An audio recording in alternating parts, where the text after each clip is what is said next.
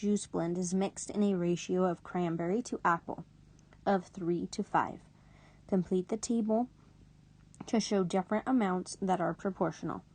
So if we had 3 cranberry to 5 apples, then if I did 6 cranberry, how many apples would I need? How about if I did 9 cranberry? If I had 9 cranberry, that would be 3 sets of this, so I would need 3 sets of 5.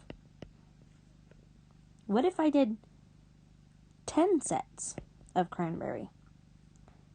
How much apple would I need? I would need 10 sets of 5, which is 50. Try and fill in that 1 for 6. Number 2 says, why are these quantities proportional? They are proportional because there is one value that when multiplied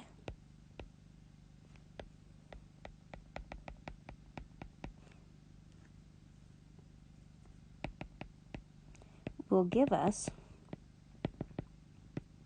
the other.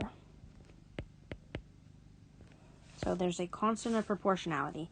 They are proportional because there is one value, one constant of proportionality, that when multiplied by an amount of cranberries, or depending on how you set up your equation, it could be the amount of apples, will give you the other one. So let's label cranberries with X and apples with Y.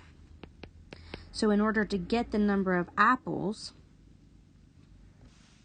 if I multiply the cranberries by 5/3, that will give me the number of apples.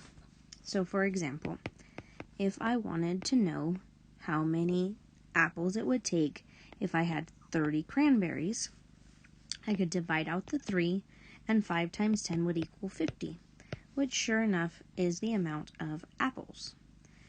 The 30 goes into the equation for X and will give us 50 for Y. So this 5/3 is called the constant